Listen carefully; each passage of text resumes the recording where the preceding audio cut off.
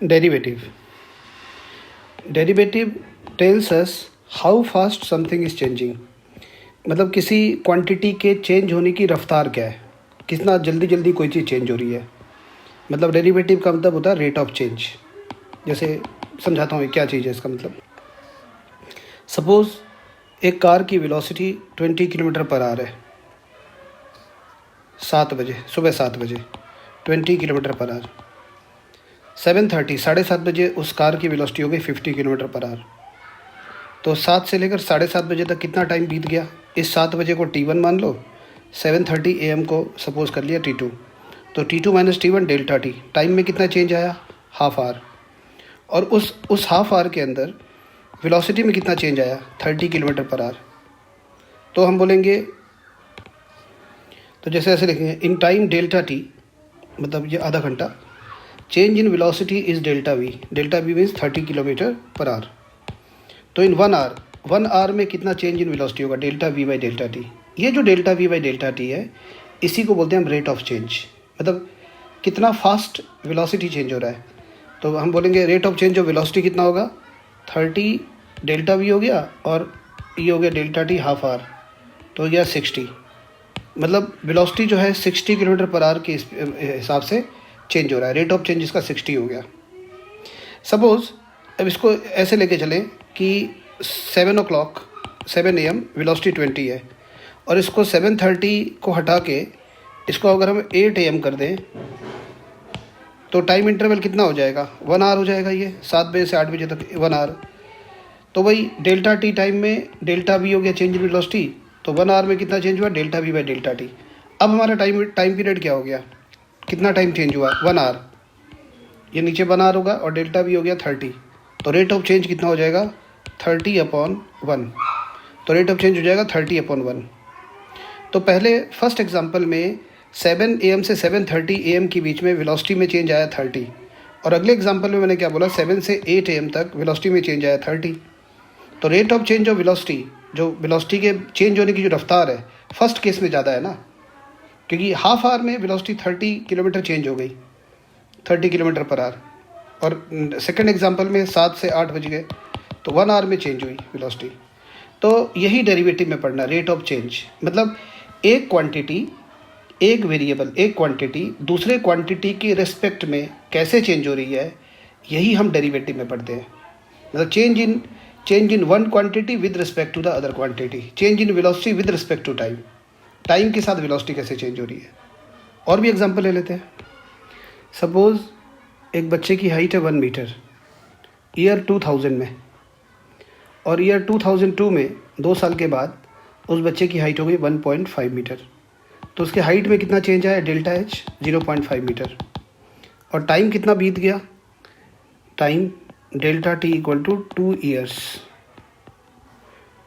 Year 2000 से लेकर year 2002 तक 2 ईयर्स में उसकी हाइट चेंज हो गई,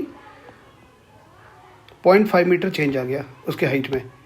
तो उसके हाइट के चेंज होने की रफ्तार क्या है, किस रेट से उसका हाइट चेंज हो रहा है। तो ऐसे बोलेंगे ना, in time delta T, change in height delta H in one year, delta T year हो गया, in 1 year change in height हो गया delta H upon delta T। तो ये जो delta H upon delta T है, इसको बोलेंगे हम rate of change of height.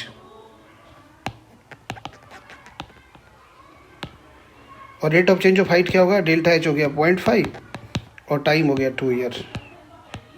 तो ये हो जाएगा 0.25 मीटर पर ईयर। तो एक साल में उसकी जो हाइट है वो कितनी चेंज हो रही है, 0.25 मीटर। रेट ऑफ चेंज किस रफ्तार से, उसके हाइट के चेंज होने की रफ्तार क्या है। अगर मान लो कि 2000 से 2001 तक, मतलब एक साल में अगर ये हाइट चेंज 0.5 मीटर होती है, वही 0.5 मीटर अगर एक साल में होती है, तो डेल्टा T की वैल्यू यहाँ पे 2 ईयर की जगह 1 ईयर हो जाएगा। तो rate of change of height कितना आएगा, 0.5 मीटर पर ईयर। तो rate of change of height ज़्यादा आएगा। तो डेरिवेटिव में यही पढ़ना है। मतलब हाइट भी चेंज हो रही है, टाइम भी चेंज हो रहा है। मतलब change in one quantity with respect to the change in other quantity, एक क्वांटिटी दूसरे क्वांटिटी के रेस्पेक्ट में कैसे चेंज हो रही है, यही हम डेरिवेटिव में पढ़ते हैं।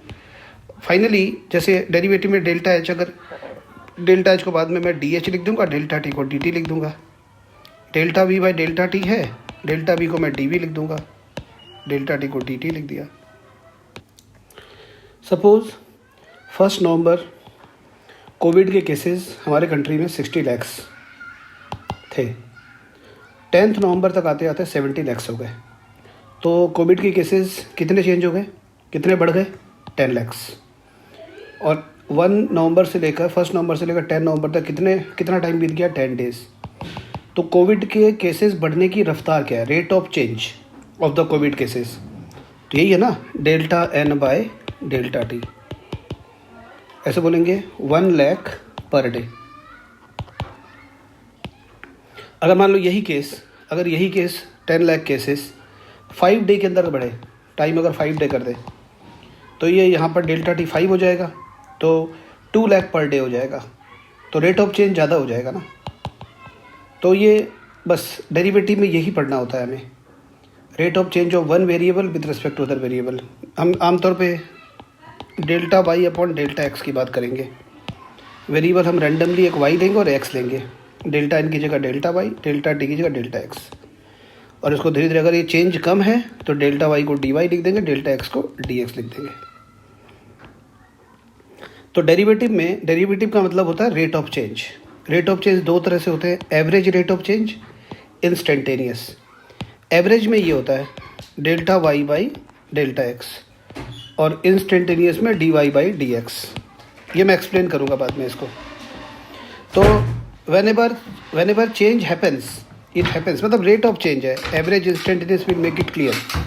whenever change happens, it happens with respect to something else. और इसमें यही है, whenever something changes with respect to other thing, then for our convenience we have defined a relation delta 1 by delta t, मतलब change in one variable with respect to the change in other। जैसे delta 1 की जगह delta H, delta 2 की जगह delta T, या delta Y by delta X. इस video को finish करने से पहले स्लोप ऑफ ए लाइन, इसका मतलब समझ लिया जाए। स्लोप, ये वर्ड फिजिक्स में खूब यूज़ होता है। Suppose I have a line here, ये लाइन मैंने बनाया, ये लाइन है, I have a line. Now क्या लिखा, line in a coordinate plane forms 2 angles with X axis. ये लाइन जो है एक्स एक्सिस के साथ में 2 एंगल बना रहा है, एक एंगल यहाँ बना रहा है, एक यहाँ बना रहा है। एक तो एंगल ऐसे बना रहा है थीटा, और दूसरा एंगल बना रहा है 180 minus theta. These 2 angles are supplementary. Which are supplementary?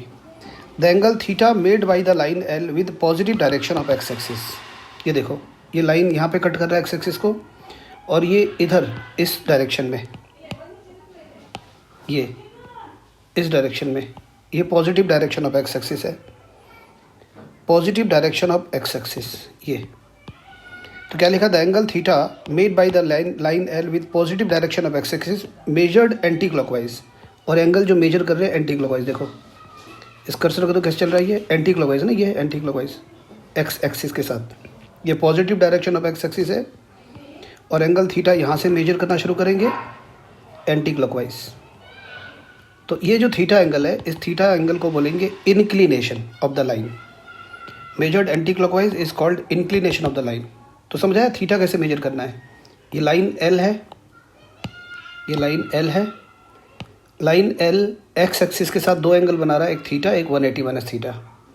तो ये थीटा एंगल की खास बात क्या है, थीटा एंगल कैसे बन रहा है, लाइन एक्स एक्सिस को यहाँ पे कट कर रहा है, एक्स एक्सिस का पॉजिटिव डायरेक्शन ये एक्स एक्सिस, और यहाँ से एंगल मेजर करो लाइन तक एंटी क्लॉकवाइज। तो ये जो एंगल थीटा मेजर किया एंटी क्लॉकवाइज डायरेक्शन में, इस थीटा को क्या बोलेंगे, inclination of the line. If theta is the inclination, then tan theta is called the gradient or slope of the line L. अगर थीटा इंक्लिनेशन है तो tan theta को क्या बोलेंगे, slope, m equal to tan theta. Slope का symbol m होता है। यहाँ पर ध्यान रखना है कि थीटा 90 डिग्री नहीं हो सकता। अगर थीटा 90 डिग्री हो जाएगा तो tan ऑफ 90 डिग्री हमें पता है not defined, tan of 90 degree not defined, हमें नहीं पता है क्या होता है ये tan ऑफ 90 डिग्री।